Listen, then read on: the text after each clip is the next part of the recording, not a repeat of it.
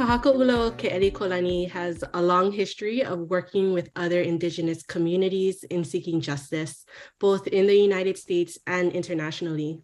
This next panel will focus on the relationships that exist and the results of that activity. Joining in on this discussion are fellow Indigenous partners.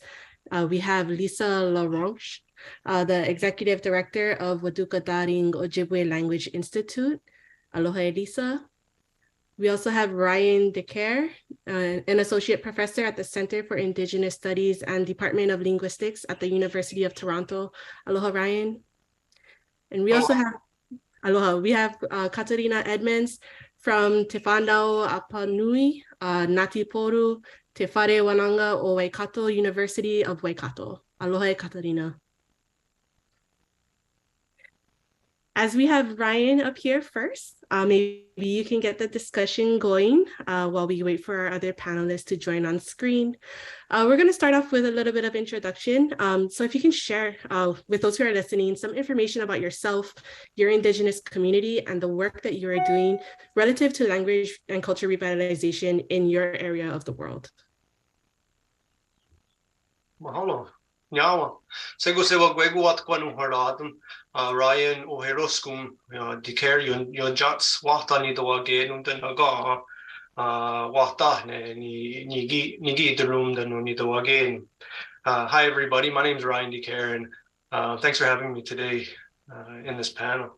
I'm coming from Wata Mohawk territory, or from the territory of the Mohawks in southern Ontario, Canada, and also in northern New York as well. And I am a Mohawk language teacher, revitalizationist, language learner.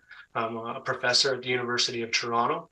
And also I'm a teacher, practitioner, and curriculum developer for what we've been developing as Mohawks over the last 20 years, adult immersion programming for adults that seeks to move students who have little to no speaking proficiency in the language to advanced levels of speaking proficiency, around within 2,000 hours, give or take. So that's the main focus of my research and my endeavors now. So nyawa, thank you. Mahalo nui, yaoi Katarina, aloha. Aloha and mahalo. Kia ora, and thank you very much for inviting me to be part of the panel. I'm Katarina Edmonds. I did my PhD at Hilo, and so it was my pleasure to see those people who I know and to join the panel this afternoon. Myself, I'm from Te Whanau Apanui and Ngāti Porou, the eastern tribes of the North Island of New Zealand. Currently, I work at Te Whare Wananga o Waikato, University of Waikato. I'm responsible for the teacher education programs in Māori medium, Māori immersion. Kia ora koutou. Mahalo nui. I've just been notified that Lisa is not here yet, but as she gets on, we'll bring her into the discussion. But continuing on with the two of you, can you share a little bit more of how you or your people connected to Kahakaʻula through their relationships in the past, either through helping those in Hawaii or receiving help from Hawaii, or a blend of both? And maybe we can start off with you, Katarina, and then go over to Ryan. Well, yeah, it was my pleasure to be part of the first cohort for the doctorate at Hilo. I was privileged to see some people who joined my lecture about a week and a half ago. What more can I say? I've been involved in Māori medium education for a long time, over 30 years, both myself and Waldo. But a real highlight of my career has been coming to Hilo to do my PhD. At that point, I focused on Māori language proficiency assessment. I'm still involved in that here in Aotearoa, and certainly involved in initial teacher education and teachers who are already out in the sector teaching. We provide professional development as well. And generally, the whole gamut of what happens in a university regarding language. But my particular passion and interest is, like everyone else, the revitalization of Te Reo Māori through, and the different ways we can do that through education. Thanks, Katarina. What the heck, I forgot to say that I am a student I took the same program, Katerina. So I'm a PhD student at Hilo as well, and I'm just about to finish up. And the reason why I chose to do that was because a lot of the work that's been happening there in Hilo, which we've all been learning today, but also to continue to build in the relationship that has already been established between Mohawks and Hawaiians. And for me, that began actually just before I was even born. So a lot of this work started before I was even around. And that was back in the 80s. And this all began mostly in the province of Quebec in Canada, which was kind of exacerbated by the French language bill in Quebec, which was kind of mandating all Indigenous communities to develop education systems through the medium of French. And that encouraged people to think about, Mohawks to think about, wait a second, maybe we should be doing this through our own language, Mohawk, and developing immersion schools for children. And that was really largely headed up by one of our giants of language revitalization, Dorothy Gardiwahawe Lazor, and many people are familiar with her. And Dorothy met some of the leaders in Hilo with the work that had been started with Punanoleo Language Nests. And she went to Hawaii and to help them out and to build that system up into kindergarten to grade 1, and to introduce them this idea of immersion, because back in the 80s, it wasn't really a common term. And that was really started from French immersion in Canada, which put that idea in Dorothy's mind and other leaders in Mohawk language revitalization. And since we've grown, this relationship with immersion schools in Mohawk territories has always been maintain the leaders there with what's going on with Hawaiian. And that has continued over time with the sharing of information and strategies for revitalization, whether it's with elementary immersion or whether it's approaches to teaching and learning, or whether it's adult second language acquisition, or it could be policy, both within communities or nationally. And that's a lot of the language, or a lot of the knowledge sharing is happening around today. At least the work that I'm involved in is adult language learning. And what are we doing? What's happening at the College Hawaiian Language, Kahakaula? How are they teaching the language to produce highly proficient second language learners? And the work that we're doing with adult immersion, which is a little bit more intensive, but we're still engaged in conversation and sharing knowledge in order to make that happen. And then it extends to policy. And that's what we're doing today. We here in Canada, we're able to say, look what they're doing with Hawaiian medium education in Hawaii. Why isn't that happening here? We see that the rights and privileges that are accorded to French and English in Canada, which are 2 official languages, they're able to make that happen seemingly in Hawaii. With Hawaiian, how come we're not able to do that with Mohawk? Look what they're doing. So even with things like this, we're using that as a way to work with one another, to strong arm the government, to show them the importance of our language, and to try and garner support at every single level. And so that leads up to with people like me, even though we're younger, doing our PhD in Hawaii at Hilo. To try and continue on with that relationship, and hopefully we can continue it even after me, and we'll go on for as long, forever. Yeah, I hope so. That's what I can think of for now. Yeah. Nice, mahalo. Katerina, you have another mana'o? Yeah, if I could just come back and say, would we remiss of me to not mention earlier relationships that set up, I think I can correctly say, set up the relationship between Aotearoa and Hawaii. Professor Tamati Reedy and his wife Tiri Reedy, they were there. Tamati actually did his master's in Hawaii as well. However, he returned to Aotearoa, and not long after that, he, through the Te Puni Kōkiri, which was the Ministry of Māori Development at the time, they set up the process of establishing kohanga reo. And so we've gone from kohanga reo to primary to secondary, just like Hilo, the whole lot of different institutions to move Māori medium education or immersion, the revitalisation of te reo Māori. And we've had people walk and talk the talk between both, well, the state of Hawaii and New Zealand in lots of different ways. We've had a lot of, we've had Hawaiians come here, we've had visits going over there. So the relationship is a long one. And certainly even Timoti Karetu, he was there. He's been a really important person and part of this relationship with Hilo, not just Hilo, Manoa, as well as, and Walter, my partner sitting over here, he taught at Hilo as well while I was there. So we have a long relationship, and I've actually have visited some of the countries like the Ojibwe people as well.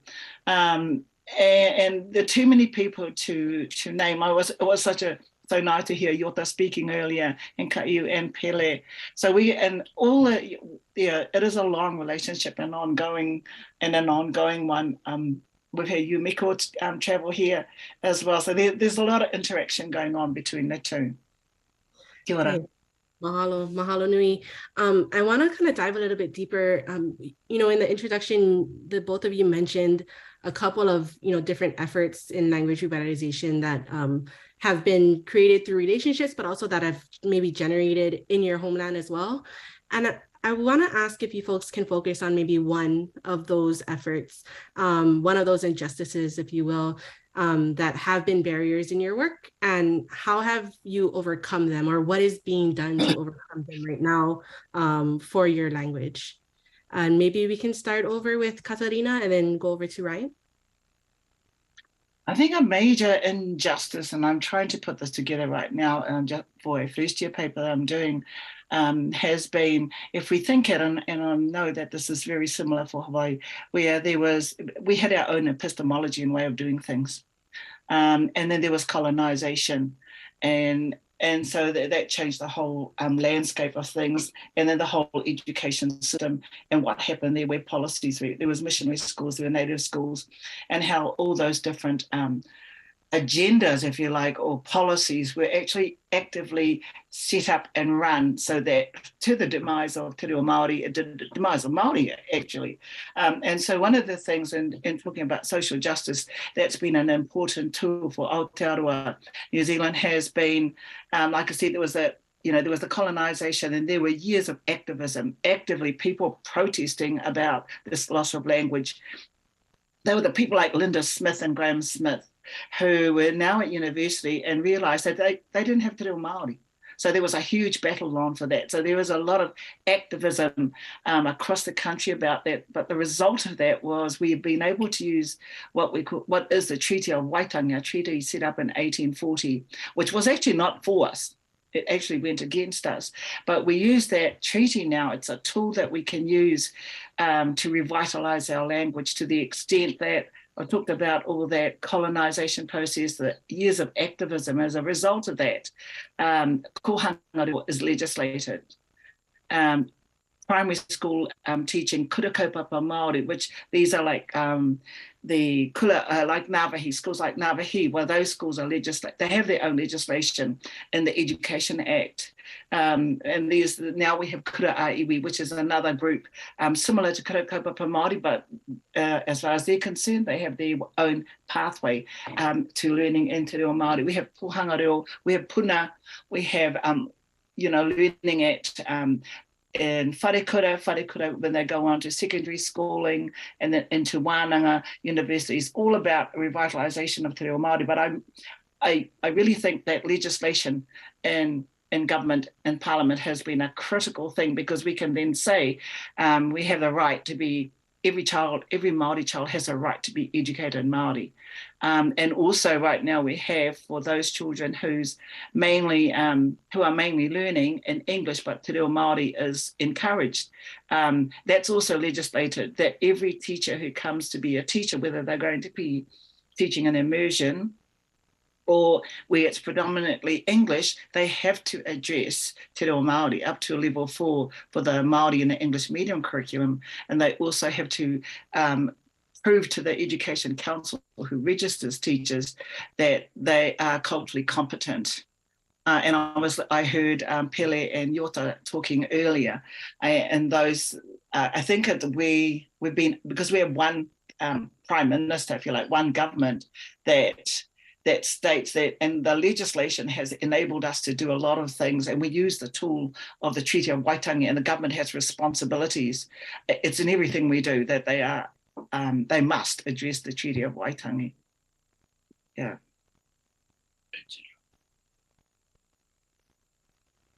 Thank you for that, Katerina.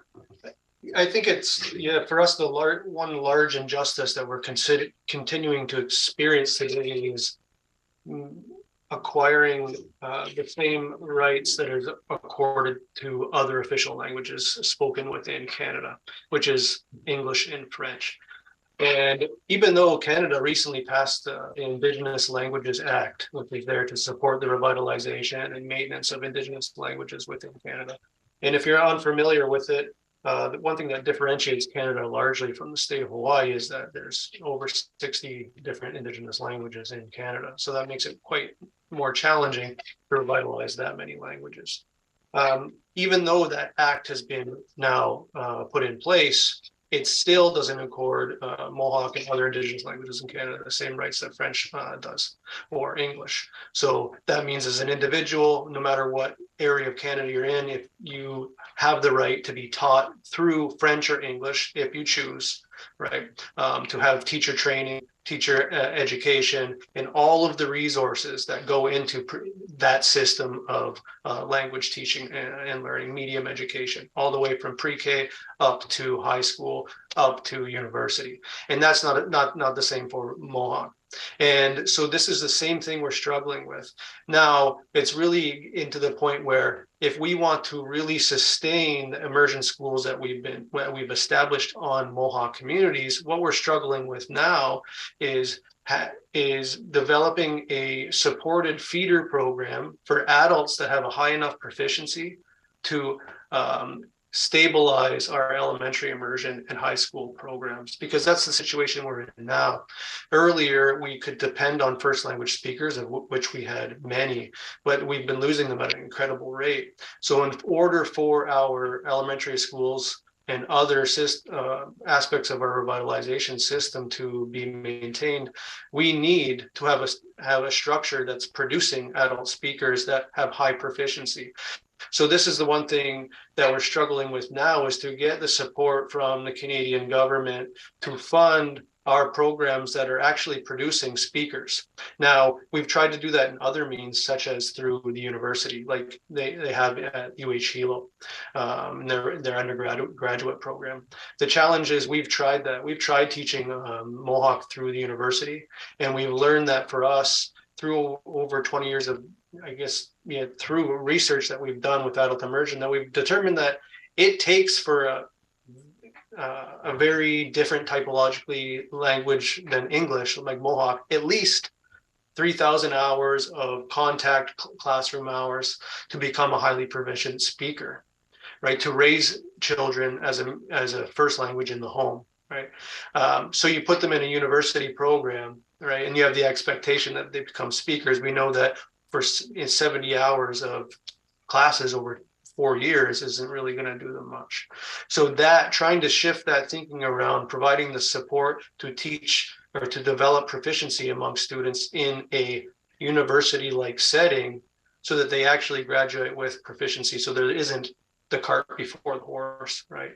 So we're able to, it's been easy for us to send, say, teachers to teacher training who don't really speak the language. That's kind of accepted, but what about ensuring that they speak the language first before they do that? So this is the big challenge we're having now, is advocating for support for these programs that we've developed, adult immersion programs in particular, so that they can remain stable institutions. This is, right now, we're in the situation where we're funding them ourselves as individual communities from our own band and tribal governments, which isn't sustainable whatsoever. So if you imagine them as the major feeder of all other revitalization structures, it kind of bottlenecks there. Meanwhile, they're the one thing that's not really funded very well. So this is what we're struggling at right now as a major injustice. Thanks for the question. Yeah, mahalo nui ʻŌlelo. Thank you so much for updating all of us on where current issues are at for your individual language efforts. I also wanted to ask, and Ryan, you kind of started to share a bit about it, I'm wondering if there might be a little bit more that you could elaborate on, in particular, like what you're focusing on. You mentioned you're a current PhD student at Kahakaʻula. Is there a active research that you're working on in relation to your language revitalization movement that has been beneficial through the PhD program, whether it be like active research being done or research that your professors may have pointed out to you that are supportive in your efforts? Yeah, I've kind of made allusions to the work that I do already, and I apologize if I'm seeming like a bit repetitive. But yeah, my primary research through Hilo, but also just the work that I do is specifically in the development, maintenance, and strengthening of what we're calling Ganya Geha or Mohawk language adult immersion programs. And that is, if anybody isn't that familiar with, because it's not that really common within the literature and it's not really talked about. So when we think about language learning or second language learning for adults or young adults, most people think of classes, they think of language camps, maybe which are usually 2 to maybe 3 weeks in the summer. And then you think of college classes. And then also master apprenticeship programs where you put one-on-one, an elder and a language learner, which is more common for, more promoted in California, also British Columbia. So what we have been working on for the last over, I guess, 25 years now is trying to combine almost like a master apprenticeship idea. However, it's adults completely all in a classroom, a contrived setting, and is usually taught by second language learners completely in immersion over a 2-year period. So this is Monday to Friday, 9 o'clock till 4 o'clock every single day, leading to about 1,000 hours a year. So therefore 2,000 hours after 2 years, full school year program. So from September until June, right? So this is my research, and I'm looking at how they're effective in producing advanced as defined by the Act Full Oral Proficiency guidelines, speakers, specifically speaking proficiency. And we haven't been able to do this historically, and we know that other past pathways that have created highly proficient L2 speakers is through self-guided learning. And when we compare what we're doing, about 2 to 3 years, with what people have done before, others who have learned the language without this, it usually takes them 10 to 20 years to become the same level of proficient. And it's not necessarily because these languages are harder. It is because they're quite significantly different typologically. The grammar is different. The phonology is quite different. Sometimes the orthography is different for different Indigenous languages. But what's challenging is that there's not the opportunity when you leave the house. There's very limited resources. And there's very limited domains of use to have an authentic experience where you can actually engage in output and hear the language. So this, as we've realized, that this has really become the required mechanism for us to develop high proficiency among adults, where there's not big gaps between programming.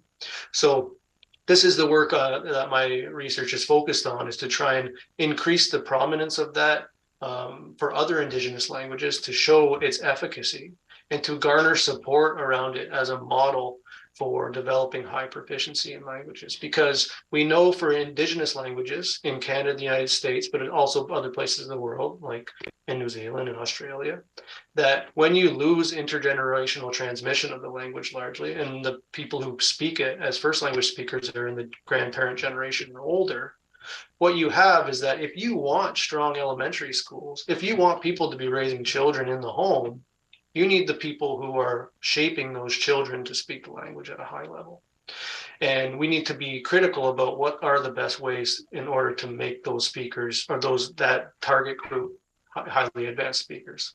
So this is what I'm trying to do, and promote that adult immersion as a key way of doing so. I hope I answered your question. Oh yeah, mahalo nui, Ryan. Katarina, same question to you. What is something that has been a focus of yours as of late for Te Reo Māori and revitalization of that language, or normalization of that language, and anything that you would like to share on progress being made that you see happening in and around your communities? Oh my God, opportunities abound in Aotearoa. It's actually a profitable place to be in learning te reo Māori. It's the government has taken that on board. But I do think that as a result of a lot of activism that happens amongst Māori, it's never enough. However, there is a lot of opportunity to learn te reo Māori within your communities, within education, and in particular. So obviously I'm involved in education from early childhood levels all the way through to what we will regard as tertiary through the university system. So that's been my priority probably over the past 30 years. Certainly working with, I've worked across the sector and gone into government agency, the sector to find out how the government can support this, to go into professional development for teachers, a whole lot of things. But my research I started before I went to Hilo was to begin assessing the Māori language proficiency of learners in schooling. And that was something, I came back here and while I was at Hilo, my PhD focused on writing. But when I came back here, I focused on oral language proficiency. So that's been an important one, critical across Aotearoa. And the premise has been, if we don't know what the reo is, how do we know, reo being language, Māori language, how do we know that when they're at school that they're actually thinking and learning and cognitively doing their tasks and thinking in Māori? So that was something that I've been really interested in. Currently, I have a research project. It's about $500,000 we're looking at 5 schools. And these schools are, as I mentioned earlier, these Māori medium schools are Pirakaupapa Māori. They have, it's a bit like what's the programs at Ngāwahi. And then there's a couple of other schools that the Kura Aiwi. These are schools that have very strong or direct relationships with their tribal people. And so these 5 schools are now, the whole purpose of this research is again to see when they are engaging in their curriculum tasks, are they really engaging cognitively in those tasks in Māori language? So we go in, we assess their language in both written and oral language, and then we have people offering some professional development, and then we start to focus on a curriculum area to see, okay, this is what their social language look like. Now this is what the academic, by academic I mean how they're actually performing their school tasks in te reo Māori. This is what this looks like. Is there an interaction there? Is there a relationship between the social language that they use daily? For example, if I use an example, the conditional if I do this, it will do that. Now in math, the conditional is important, or in most education tasks. If I do this in science, if I put this into that, will it change the relationship between those 2 elements or so on? So the purpose of the research was to find out what is the children's social language what does their social language look like, their everyday communication, and then what does the actual curriculum or academic language look like? And then we'll put it together and see just how much of those 2 are integrated or work together, or are they actually doing, what we're finding actually is a lot of the kids are actually thinking in English and speaking Māori, great Māori, but actually the thought patterns are English and not how I might interpret a task and how I might perform a task. And that's what's happening in one of my PhD students on her researches, and she's called it kei te pāngaro taku reo, which means pāngaro is math. So what she's setting out to do, and they're looking at geometry and looking at direction. So interestingly, the children who do a lot of travel can actually articulate their thinking in older Māori discourse, I call it, how I might say it or how elders might say it, but the younger ones, they can do the math. No trouble doing the math. In fact, if you left them silent, they would get the math task done. But actually, when you get them to articulate it, they're not able to articulate it as well. But however, we can make sense of it. So that's a research I'm involved in, one of the major ones I'm involved in right now. And I continue to be interested in that. But a whole lot of research projects, I think, going on. But we do have I think it's a luxury of having different ways. The government has, I don't know if they listen, but we certainly have Māori ministers in government, and we're not afraid to campaign them and let them know they need to do their job. So, which means, finding money.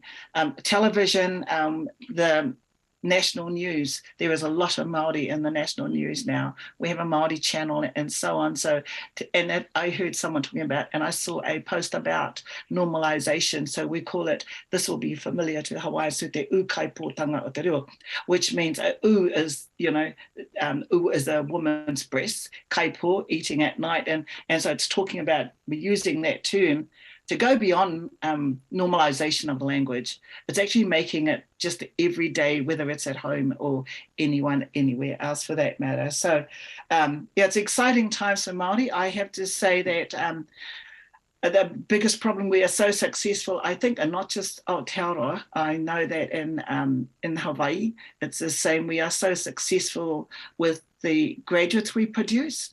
They don't want to be teachers. So a real difficulty for us is they go into exciting jobs. They're doctors, they're lawyers, they're whatever they are, researchers, but getting enough teachers so that we can increase our learners in Māori immersion is a real hard one.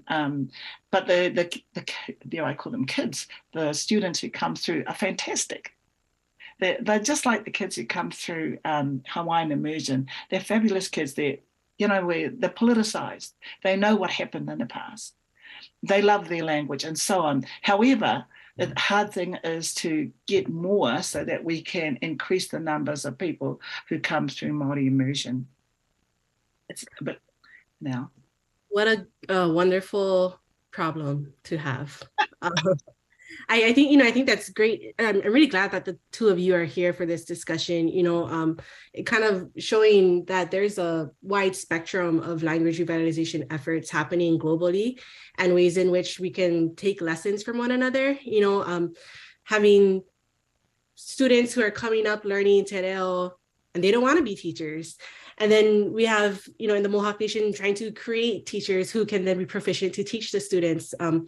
And so I think it's really beautiful in that there's this opportunity that I may be biased in saying that I think Kahakaʻula does really well in bringing together collaborators, global partners to talk story and have these types of dialogue and discussion so that, along the way, Ryan can take back from this, like, okay, we need to think about as we're doing this, there might be students that come up and they don't want to be teachers. How do we plan so that we have teachers in the future as others are going into different domains? And the same for us, knowing the different struggles that are happening with other Indigenous people around the world and how we can collaborate with one another to push forward collective issues on a either national level, international level, but, kind of have one another's back in that way. And that kind of leads me to another question that was created for this panel is, sharing maybe one of those lanakila or positive wins that you have experienced from being a part of this global effort or this global movement, if you will. Could you share, what are the values of the effort, such as yours and those of Kahakaʻula joining together to move Indigenous language and culture revitalization forward? Maybe like one thing that you have seen as like a proof positive of having these types of relationships that you've seen in your own community. Whoever wants to start first. Oh, let me do that. I mean, may I thank here the people who attended my lecture on mother language. People here were blown away that actually most of the people who, and I sent the email invite out to, were actually a result of my relationship with Hilo. And my mahalo nui, they came from everywhere to that lecture, and there were people from Canada, there were people from London and Ireland, and actually it was a result of all the different relationships that Waldo and I both had the privilege to meet and greet people while we were there. Yes, we meet people here in Aotearoa, New Zealand, but I think when you're in your own country, you kind of narrow your focus to who you are and what you do.